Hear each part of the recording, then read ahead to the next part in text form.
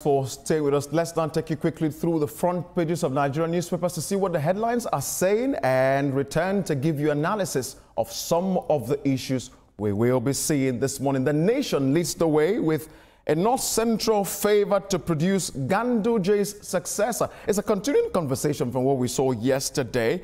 And so, well, hopefully at the end of the APC would find who can best fit into that shoe. The Daily Trust leads also on the same matter. Nentawe tipped to chair APC. Okay, we'll tell you if that would be it or not.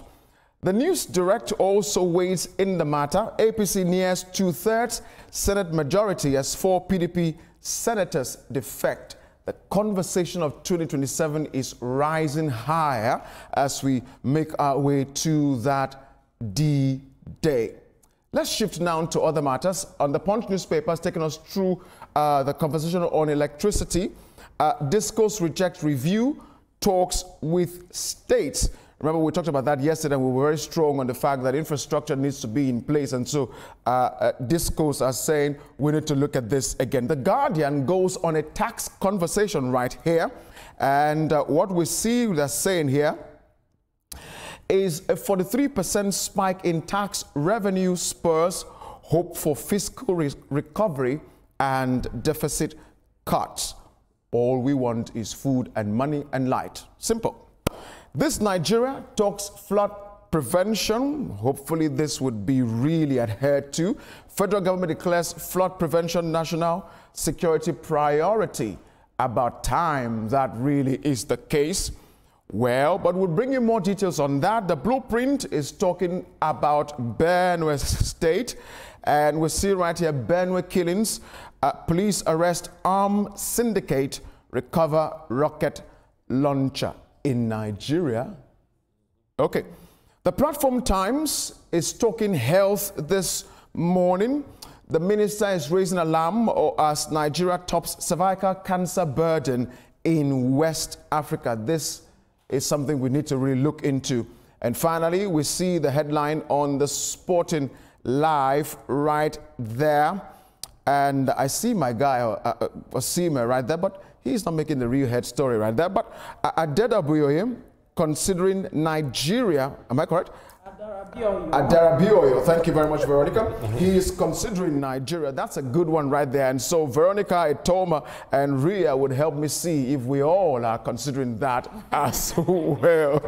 Etoma, this issue of the APC trying to look for a successor for Ganduje, I mean, why is it a matter that seems a national issue over and over again? It's a simple house wahala. Just find somebody to sit on your chair. It's not that simple, my brother. we are going towards an election. This is when permutations, alliances, balance, and all that is required. It's a simple thing of getting a replacement for the APC chairman that resigned. But it is not that simple. If you choose the wrong person, there's going to be chaos in APC. You have to choose the right person. You have to choose the right person based on where he comes from, the calculations of who will run as president, who will run for this, who will run. So there are a whole lot of things you have to consider before choosing somebody. I would have, if it were me in control of the Nigerian political space, I would say for every position that should be filled, run an election. Okay. That would have been simple, isn't it? But it is not that simple. Well, however, as I said yesterday, APC has a way of solving these problems when they show up. Now we are having Professor Nantafe, his name, Nentawe.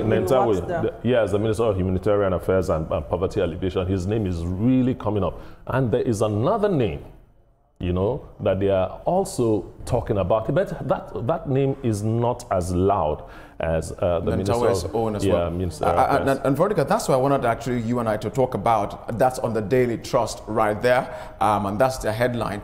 Etoma was saying part of the considerations for who emerges as the chairman of the party is where you come from. Zoning. Yeah. Zoning.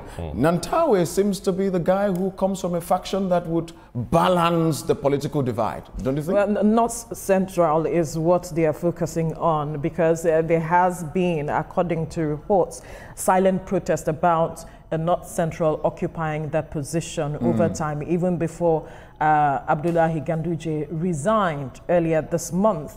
And so if that is not done, of course, we know it could have its implications for the party and what they are trying to achieve. So it's important that even if he's not the one, but someone from that zone is that needs to occupy that position as it is, because they understand how these matters are done, how it rotates. Okay, if you are from the south occupying a particular position, for this position of chairman, someone from the North Central has to occupy it. And this conversation did not just start today. It started, I think, even before the 2023 election or afterwards. But I believe that they might want to resolve that this time around, so they can have some sort of a sense of direction. But my concern, or whatever it is that I want to talk about, right, really is, does he have the political weight to, you know, carry everybody along and also lead the party to where they are headed at the end of the day for 2027? Does he have it? Does he have that influence? Can he wield that influence to, you know, carry everybody along? But that's left to be seen. At this point now, it is support he needs if at the end of the day he's the one named to occupy that position. It's a good consideration, Veronica. I mean, in that kind of a position, you need a man who has the political gymnastry to be able to play around, you know, the heavyweights in the party across the country. So this is very important. And that's one of the things that affected PDP in the last general election, which is what we've seen to today. And Ria, let me take you to the News Direct, which is talking about, you know, some more members of the PDP defected in the Senate to the APC. The PDP is getting weaker and weaker by the day. I'm supposing we'll see a lot more exodus. A lot more. Tell you they are getting weaker. But you know, like we said earlier on, and even on this table, we said a lot of times that before 2027, we're still going to see a lot of defections. Now, I'll tell you something quickly. You know, with this composition right now in the Senate, I'm going to give you some statistics. We have APC at 70 senators, PDP at 28 senators, Labour Party 5 senators, NNPP 1 senator, SDP 2 senators, and APG 1 senator. Now, this is near 2/3 control. Like, this is something that has never been seen before, you know, if we want to talk about it. But talking about the APC and the PDP, we have always had this debate. And at the end of the day, I just pray that PDP can still, you know, make their house look good. Because as it looks now, I'm not going to say weak, but it's actually shaky, because we see more people leaving, and there are still speculations that more people will leave before then. And talking about the Senate now, it's compromise of the APC, you know, rather than the PDP. We're just in only 28 senators that are from PDP in the Senate. And I like the choice of the word shaky and not weak before they can say. Of course, because we have seen some heavyweights beginning to speak. Yes. They were silent all the while, but now they need to start speaking. It's talking about people living out of anger. But what did you do? Why did you wait till this point to start speaking? Why didn't you speak? When you started seeing the handwriting on the wall, why were you not speaking? Why were you not intervening as you should? Because you wield some level of influence. That is my concern. You wield influence, yet you just kept quiet, folded your arms, and waited for things to spoil. You know that there were speculations as well that Adeleke was going to leave, but at some point, you know, it looks like he wasn't going again, and he endorsed the president, you know, Bola Ahmed Tinubu. But if he leaves, that's not going to be like a big. Then we can say it is shaky. Well, but Adeleke is not as powerful as the persons that I'm speaking about. I do not want to. I agree with you, Veronica. I know. But if he moves, well, it's a good one for the APC. To me, it's just a matter of time. Yeah, but I think he's come out to say that he's losing a lot of senators. No, but he said he would not. I'm just waiting for the announcement. All right. That's a times that we had politicians say that is. God forbid. Come on, it can never happen. How can I be a part of? And then finally, they say take politicians' word with a pinch of salt. The guy comes and says, "I didn't really say it like that." You know? I didn't really mean it like that. But Toma, let's take you to the Punch newspaper. This conversation about electricity tariff. 36 states energy commissioners to meet with the FG as tariff showdown worsens. the discos are rejecting the review talks with the state. What do we make of this, really? If you are managing director of any disco, that is the position you will take, because this thing affects your price. You know, the discos are being owed, the GENCOs are being owed, those monies have not been paid so far. And now the governors are saying they are going to reduce tariff. Well, the amended Electricity Act says if you are going to do that, then subsidize. For me, there is actually no discussion.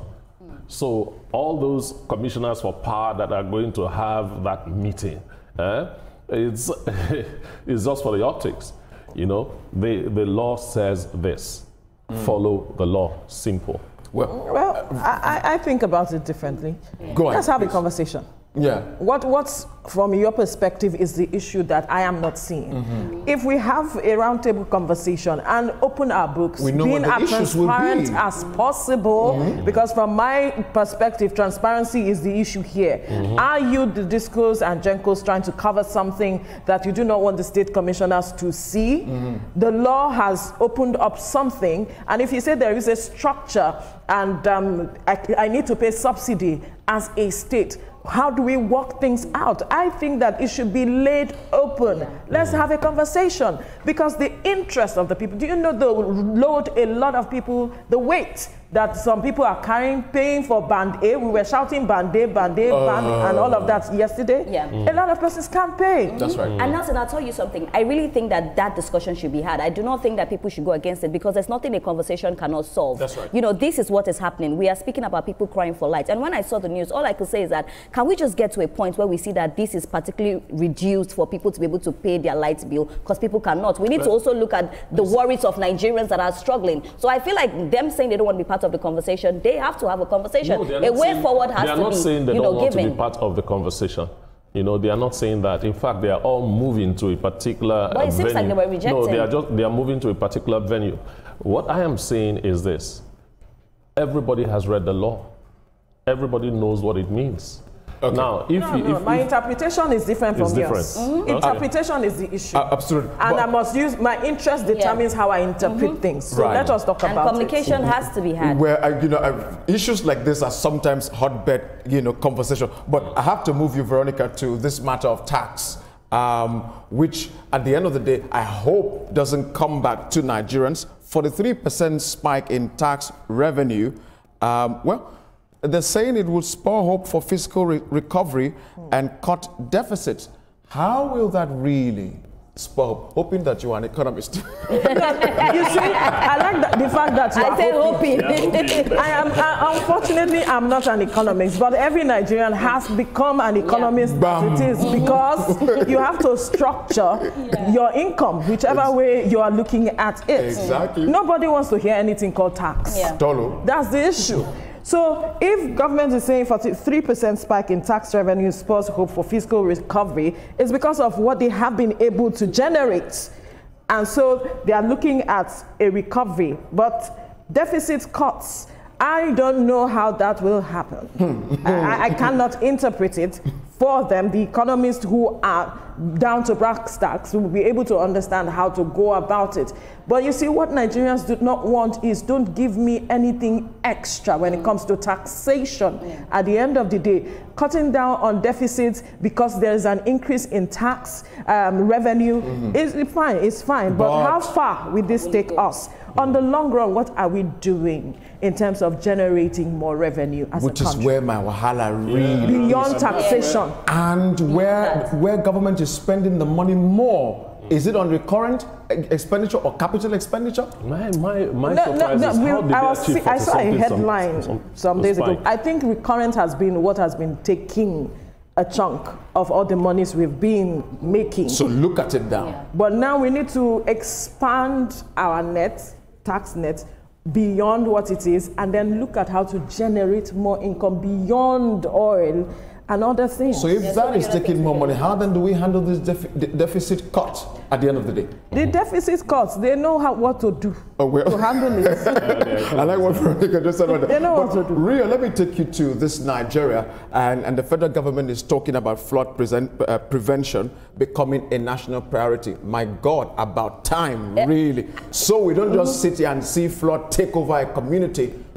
And you know, Nelson, whenever we speak about flood, I will talk about Monkwa, because that was like a big disaster that we all saw. So when we talk about prevention, I feel like it's something that we need to really put a lot in, not just saying. When I see news like this, I'm like, are they just saying it, or are they putting things in place? Like, what is being put in place? The rains are still coming. The rains have not stopped. You need to put things in place to make sure that this doesn't happen again. I feel like with Nigerians, most of the time, it's just like, oh, this will happen. You say that you do this, you don't do it, then the worst happens. That, oh, we are sending relief materials. Like, flood is something that can eliminate like millions of people. We saw it, you know. So I think that when they say things like this, it needs to follow through. We need to see that something is actually being worked on, not just you telling me that prevention. We've been speaking about it. Prevention. In 2012, prevention. But in 2012, we had that disastrous flood, especially Kogi State was affected. Farmlands were flooded, and it was one of the major issues why we see matters of food security, you know, challenging us,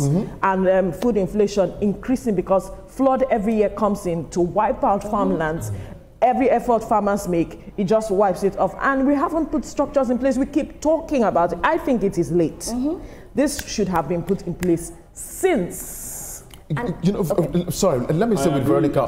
Sorry, before you come in, I agree completely with Veronica. When I saw the headline, I said, why is it coming now? It would have come in a long time ago, you know, where all these things would have been done. And then we all know that flooding had affected us, not only taking lives and properties, but has really affected the food supply of our country.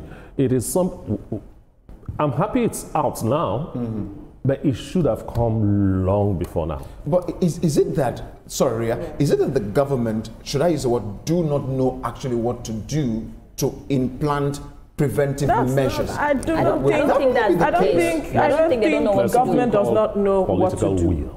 It is about the fact that NEMA says what is going on. We need to do the needful. We see the alarms being raised regarding the heavy rainfall, and all states emergency management agencies to have their role to play. Now they communicate with every agency involved in this matter. The information goes back to state governors. This is what is going on. What do you do with that information? That's the question I want to ask any state governor. What do you do? Because the federal government cannot come and do what you need to do in your state. Absolutely. You have to put this structure in place. If you already know, for instance, Lagos State knew that where we are right now used to cause flooding for this axis. Ahmadu Bello Way was always flooded when the rains were falling. That's right. And so they decided, you know what? Let's address this matter of flooding by ensuring that we fill up this place. They have built buffers, defense, but that didn't work. This place was still flooded. Else, this whole area would have been underwater. So they decided to build an Atlantic city so that it will preserve not just Ahmadu Bello Way, but a major chunk of Lagos State, knowing the impact of flooding. And that is why we are here, and we are not seeing flooding when it rains. Lagos State took some steps. I know that there are still some areas that need to be defended when it comes to rains and oceanic activities. But you see, state governments should begin to take responsibility. That's where I am. If you know how much it affects you, do something. And if you don't take preventive measures, it will always happen and happen again. And I'll say something. We say that what is the reason of flood? Some of these people in the rural areas, we do not even give them proper education. What we'll say is that, oh, vacate this place because there will be flood. Some of the times, flooding is even caused by them just throwing dirty. Like, there's so many reasons why flooding is caused. I feel like another thing we need to hammer on is even give these people proper education rather than saying, oh, leave this place, there will be flood. How are we educating them on how to prevent flood? You know, we don't want to wake up and see things like this. Which is why the conversation would have, you know, with our guessing it because we're talking about relative Because issues. it's not just of about government. illegal. Sometimes it starts with And us. how Sometimes residents can also help prevent See, this kind I of have matters. always been an advocate of mass education when it comes to disasters, when it comes to things that affects the whole country. Before you take a decision, let the people know. There are so many avenues. We even have a federal government agency that has the responsibility of educating Nigerians on almost everything. NOA, you mean? NOA that has to do with the country. What I see is when experts talk to governors, you know, the governors take the information with a pinch of salt. They want to see evidence first. Huh? Yes. Evidence of disaster. Evidence of disaster. Let me tell you something. Let me tell you something. I have seen this thing play out not only in Nigeria. It has played out in other countries, even the United States of America. They tell you that this disaster is coming. And somebody there is telling you how much will be spent, you know, to do any preventive measure. That government doesn't have that money yet. And then the thing comes. And then government spends more. And if I could still stay with you on this matter, but this time on the Blueprints newspaper, the conversation about this Benue killings, is this a failure on the government or the people? Wow. You see, when Mr. President visited Benue State, I was happy, and I said it here, that it will be nice that his intervention will finally stop the spate of killings in that state.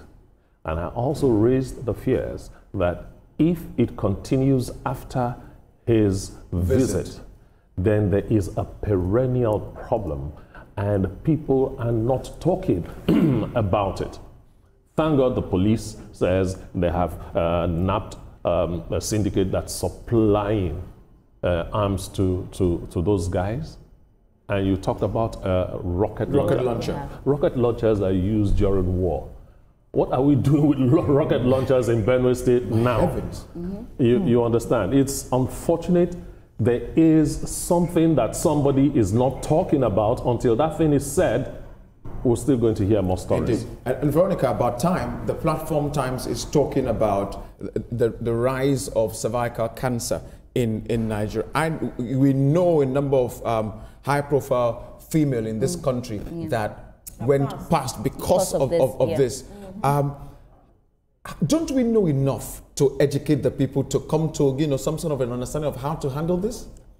Well, education is one of the challenges, but a lot has not been done in that aspect. I know that we've had conversations regarding this, and also access to treatment, proper healthcare, vaccination. You know, there's vaccine hesitance and unacceptance. So a lot of persons do not believe in taking vaccines that could prevent these kinds of things. So education needs to be done. Awareness still needs to be created because there's an age bracket where certain persons can take the vaccine to avoid or prevent this.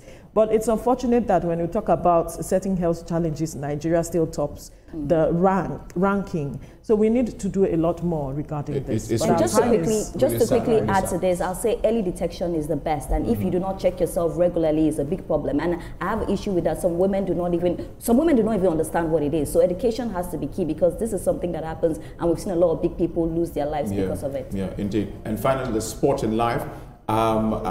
Adara Bioye is considering Nigeria. Ria, let me ask you. I'm just playing with this now. Yeah. You know, is it considering Nigeria because we slapped South Africa? Bayana. No. Nelson. He's not a South African. Oh no, I mean he's a Nigerian. He's a Nigerian. In Nigeria. So he just came to Nigeria, and he says he feels at home, and he might be considering playing for Nigeria, the Super Eagles. Anytime. But he has to feel at home. No, well, sometimes some people don't feel at home when they come around Nigeria for the first time, but he says he feels so. Well, he's Nigerian at the end of the day. We welcome you with open arms and open every other thing. Come and be a part of your country. But I must thank you guys at this juncture for the wonderful analysis we've given on the newspaper review segment. After the break, we'll focus on LASTMA's effort in enhancing proper waste management culture in Lagos State. Stay with us, everyone.